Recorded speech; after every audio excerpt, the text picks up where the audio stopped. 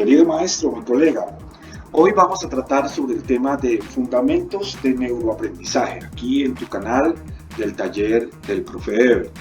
Es muy importante que aprendamos estos aspectos del neuroaprendizaje porque esto nos va a permitir comprender cómo funciona nuestro cerebro, y al comprender y aprender cómo funciona nuestro cerebro tendrás una base excelente para poder aplicarlo al diseño de tus procesos de enseñanza-aprendizaje. Eso también te permite comprender las características de los materiales que tienes preparados o que vas a preparar para impartir con tu audiencia. Esta combinación de entender cómo funciona el cerebro y unir o preparar nuestros materiales para conectarlos con este proceso va a hacer que seamos mucho más eficientes y efectivos. ¿Qué es clave saber entonces? Vamos a ver qué es la neurociencia, vamos a revisar el concepto básico, vamos a ver cómo funciona el proceso de la memoria. Sin memoria no hay aprendizaje. Recuerda que en otros videos hemos visto que el proceso de construcción de conocimiento comienza con la memoria. Y para ello es importante entender cómo se fija más fácilmente el conocimiento en nuestra mente. Por último, veremos algún ejemplo de cómo aplicarlo en tus procesos de enseñanza-aprendizaje. Esperamos que sea muy útil para ti. Comencemos entonces. ¿Qué es la neurociencia?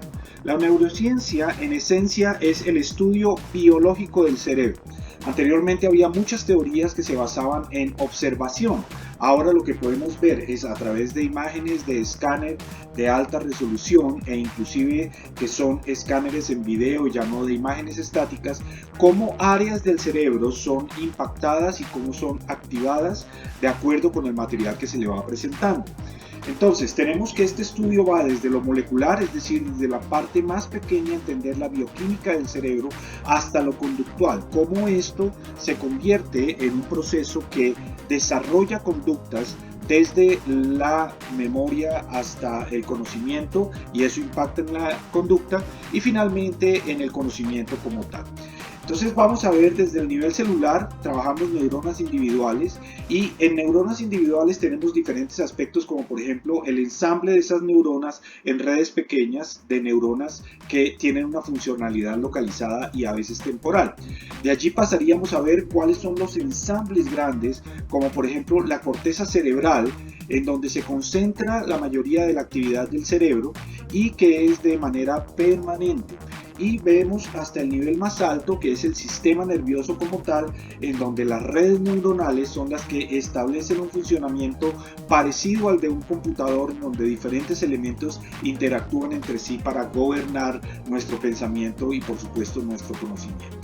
Cuando veamos esta rama de la ciencia que es la neurociencia, vamos a ver cómo esto se conecta y se combina con la psicología, que tiene que ver con comportamental y con sentimental, para crear la neurociencia cognitiva.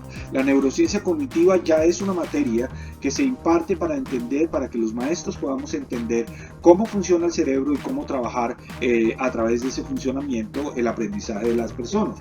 Obviamente de allí el salto a la educación fue relativamente sencillo. En términos sencillos, ¿qué es la neurociencia? La neurociencia es la ciencia que estudia el comportamiento biológico del cerebro, pero va mucho más allá de ese comportamiento. Y de ese comportamiento nos interesan tres aspectos en este momento, que son la memoria, las inteligencias, que las veremos en un próximo video, y las condiciones que la información debe cumplir para que se facilite un mejor aprendizaje. Veamos entonces, comenzando, cómo funciona la memoria. La memoria funciona cuando un estímulo a través de nuestros sentidos entra a impactar nuestro cerebro. Antes se hablaba del material o de la enseñanza que se iba a brindar. Ahora estamos hablando de un término diferente, que es la propuesta cognitiva. Una propuesta cognitiva sencillamente es una fase de información que le proponemos al cerebro de la persona que nos escucha. Le proponemos un conocimiento. Este cambio tan importante implica que, como es una propuesta, la persona puede aceptar y recibir esa propuesta o rechazarla. Esto en los adultos es sumamente importante, porque el adulto, a la medida que está recibiendo el estímulo o escuchando la propuesta cognitiva, inmediatamente está compaginándola, comparándola, tanto con su conocimiento previo como el conocimiento que su experiencia le está dando. Y allí comienza el proceso de incursión en la memoria. Esta primera fase de la memoria es la memoria perceptual. Esa memoria perceptual puede tomar entre 6 y 10 segundos para tomar una decisión. Una decisión que conduce a decidir que si la información es de interés y es realmente interesante, importante para nuestra vida, el cerebro va a aceptar que pasemos a otra fase. Pero si la memoria perceptual en 6 a 10 segundos le parece aburrido o no le parece interesante o importante para sí, lo que hace es enviar esa información o comenzar a enviar esa información a algo así como un camioncito de la basura.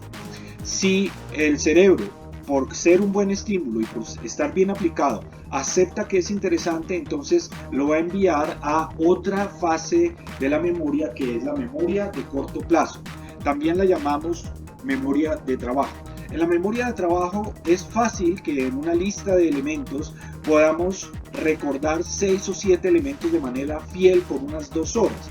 Pero esto puede estar latente por unos 2 meses. ¿Qué quiere decir entonces esta memoria de corto plazo? Que el cerebro recibió una información a través del estímulo y cree que es relativamente importante, aunque todavía no la tiene clara. Para que esto sea verdaderamente claro e importante para el cerebro, la conexión, es decir, que nuestra información que estamos recibiendo se conecte fácilmente con información previa de nuestro cerebro y construya sobre la anterior, es decir, que no entre en una disonancia o en una contradicción con la anterior. Entonces, por eso, preparar nuestro cerebro para que reciba esta información es clave, porque conecta las dos informaciones, la anterior y la nueva. ¿Cómo se ayuda en la fijación de la memoria de corto plazo? Se ayuda y se apoya en la repetición. A veces nosotros criticamos abiertamente la memoria o la memorización como sistema de aprendizaje, pero es que no hay otro. Mientras no memoricemos, no podemos incorporar al acervo cognitivo o a nuestro conocimiento. Y la repetición lo que le está diciendo al cerebro es que esto que está escuchando es importante y por eso se está repitiendo.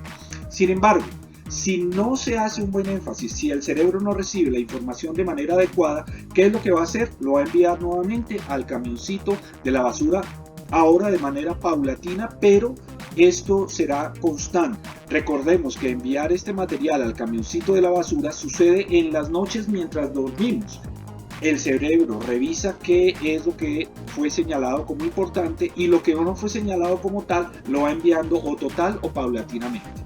Ahora, si el cerebro encuentra que esa información es importante y sobre todo útil, va a pasarlo a un siguiente nivel de memoria que es el de más interés para nosotros.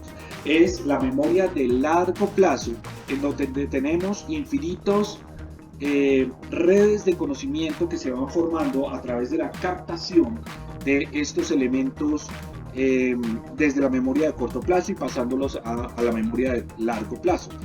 Casi que hay una información física que se construye en las ramificaciones de las neuronas. Por ello es a veces físicamente imposible borrar algunas cosas. Esta información y esta cantidad de información estará latente sin límite de tiempo. Si es tan importante como tu nombre o como algo parecido, estará allí hasta que mueras. Por ello es clave determinarle al cerebro cuál es la utilidad de esta información que está recibiendo. Cuando el cerebro comprende que es sumamente útil, inmediatamente abre un espacio y esto lo comprende el cerebro a través de los mensajes, de la repetición y del énfasis. Es decir, que cuando le decimos, paramos, enfatizamos y le damos una información clave al cerebro, el cerebro interpreta que es clave, por la noche no lo borra y lo va pasando paulatinamente a la memoria de largo plazo. Otro elemento es que el cerebro pueda asociar lo que le estamos diciendo tanto con el uso como con la recordación de elementos previos, es decir, que se convierta en algo significativo dentro de lo que la persona está recibiendo. Es decir, si logro conectar con algo anterior y aunarlo con una memoria que ya esté instalada en el corto plazo, puedo llevarlo al largo plazo dándole mucha importancia y asociarlo con diferentes elementos que puedan servir para que se construya mejor esa memoria. Esta que llega a la memoria final es lo que llamamos el acervo cognitivo. Es el archivo que nosotros vamos construyendo en el tiempo y es ese archivo que no se va a borrar de nuestra memoria hasta que nosotros o intencionalmente lo hagamos o dejemos muchísimo tiempo que pase. Un ejemplo de la memoria de largo plazo es tu nombre, el nombre de tus padres. Para que esa memoria desaparezca tendrá que haber inclusive un daño físico del cerebro. ¿Cómo se fija más fácilmente el conocimiento de nuestra mente? Esto es relacionado con la calidad de la información que le vamos a llevar al cerebro. Por tanto, la información que le vamos a suministrar al cerebro debe ser impactante, es decir, debe entrar fácilmente y llamar la atención del cerebro. Segundo, debe estar paqueteada, no debería haber elementos sueltos. Mientras más condensada la información, más fácil se va a quedar. Tercero, debe ser significativa, es decir, debe conectarse fácilmente con conocimiento previo o con elementos que permitirán una construcción nueva con base en elementos previos. Y finalmente, indudablemente tiene que ser útil, utilizable, usable. Si miras las primeras letras de cada una de estas condiciones, verás que se forma la palabra ipsus. Para nosotros es más fácil que tú recuerdes que para que la información llegue más fácil al cerebro y se fije rápidamente, debe cumplir con las condiciones ipsus. Ok, entonces, ¿cómo podemos aplicar esto en los procesos de enseñanza-aprendizaje? Lo primero, aquí vas a encontrar una relación de cuánto recuerda la persona al tercer día después de recibir la información. Si solo escuchó una conferencia, se quedará con el 5% al tercer día. Si se le dio una conferencia y unos materiales y los leyó, tendrá un 10% de posibilidades. Si utilizamos audiovisuales unidos a la conferencia y a la lectura, aumentamos a un 20%. Como te das cuenta, una conferencia incluyendo audiovisuales no tiene un gran impacto para el cerebro. Pero si llevamos esto a una discusión en grupo, es decir, permitimos un ejercicio donde la gente intercambie, allí se va a aumentar la probabilidad de recordación a un 50%. Si le damos un elemento de práctica, es decir, de cómo poner en la vida real lo que esta persona está recibiendo, iremos a un 75%. Y si tuviéramos o permitiéramos que ellos enseñen a otros lo que acaban de aprender, aumentaría hasta un 90%. Tú como maestro sabes, memorizas y meditas sobre lo que estás haciendo. Por eso mucho de la información que tú tienes se establece en tu acervo cognitivo un 100%. Pero fíjate que con mucho conocimiento es difícil lograr que la audiencia fije de una manera tradicional más de un 20% de la información. Entonces, ¿qué es clave? Es clave darle variedad a nuestra presentación, es clave poner a la gente a trabajar en equipo, es clave utilizar más imágenes y menos textos y plantear esto que se está dando como un conocimiento, como una propuesta cognitiva, que se haga un ejercicio en algo que resulte definitivamente útil y claramente beneficioso para la persona que está escuchando. ¿Cómo se hace esto entonces? Hay que tener en cuenta que cada persona aprende de una manera diferente. Adicionalmente, hay que abrir el impacto al principio de sus clases, es decir, hay que poner algo impactante, interesante, que llame la atención y capture la atención al inicio de las clases. Hay que utilizar más recursos, es decir, podemos hablar de videos, juegos, presentaciones directas, acertijos, mapas mentales, etcétera, y menos palabras. Es decir, mientras menos palabras utilicemos, va a ser más fácil que, sobre todo esta generación que está tan impactada con la parte visual, recuerde más fácilmente lo que le vamos a dar. Hay que darle repetición a los conceptos clave, es decir, hay que hacer como una especie de eco cognitivo dentro de la misma presentación y hay que plantear para que la gente se ejercite en algo útil con lo que acaba de recibir. Eso se llama reforzar los ecos cognitivos. Muy bien, este ejercicio para comenzar, toma una de tus presentaciones o de las clases que ya tienes y reflexiona lo siguiente. ¿Es impactante realmente? ¿Es concisa? Es decir, va al punto como debe ser. ¿Es atractiva, visual, auditiva y de otras maneras? ¿Se conecta con otros temas anteriores? Es decir, está dándose soporte con otras cosas que deberían venir en el conocimiento previo. Y finalmente, ¿es realmente útil para la persona que se lo estoy brindando? Ok. Esta es la presentación de aprendizaje desde el neuroaprendizaje. Te recomendamos que revises otros videos en este canal como la epistemología, que es cómo conocemos, como el diseño de un ejercicio educativo, que son fundamentos curriculares, y cómo fijar objetivos de aprendizajes de taxonomía de Bloom.